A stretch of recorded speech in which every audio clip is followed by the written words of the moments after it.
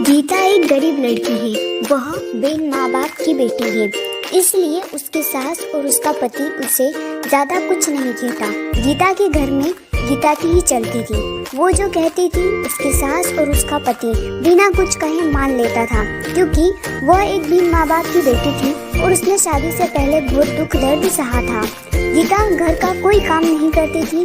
उसके घर का सारा काम उसका पति और उसकी सास करती थी और कुछ काम उसकी बेटी भी करती थी। गीता तो रोज अपना पर्स लेकर बाहर घूमने चली जाती थी। गीता को कोई कहता भी नहीं था कि वह इस तरह रोज बाहर न जाए या घर का काम करे। घर का काम उसका पति और उसकी सास कर लेती थी। लेकिन एक दिन उसके पति को उसकी सास ने कहा कि बेटा, गीता को ना रोको टोको तो उसको समझाओ कि इस तरह रोज बाहर जाना सही नहीं होगा। हाँ, वो बाहर जा सकती है, पर वो अगर कभी कभार जाए तो ठीक है, लेकिन अगर वो इस तरह रोज बाहर जाएगी तो हमारे समाज के लोग क्या कहेंगे। ये सब सुन के गीता का पति बहुत परेशान रहने लगा। उसे समझ ही नहीं आता था कि वो करे तो क्या करे। अगर वो गीता को कुछ कहता था तो गीता नाराज हो जाती। उसे समझ ही नहीं आता कि वो करे तो क्या करे। वो गीता को कुछ ज्यादा बोल भी नहीं सकता था और वो न ही माँ की बात टाल सकता था। इसी तरह गीता रोज अपने ससुराल वालों को कुछ न कुछ कहती रहती। घर में कुछ भी करना हो गीता की ही चलती थी।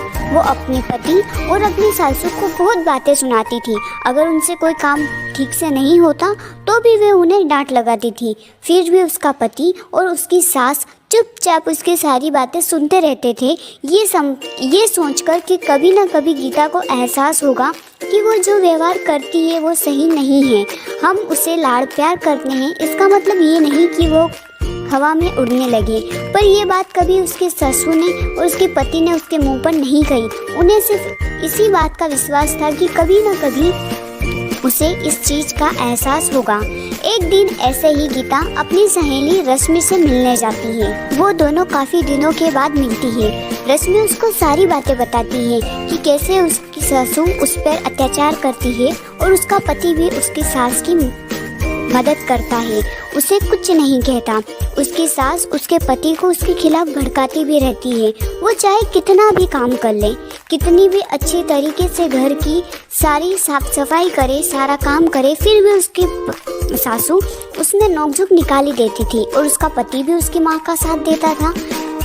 जब ये बात रश्मि ने गीता को बताई तो गीता को एहसास हुआ कि वो तो अपने पति और अपने सासू के साथ इतना बुरा व्यवहार करती है, घर का कोई काम नहीं करती, फिर भी उसकी सासू और उसका पति उसे कुछ नहीं कहता।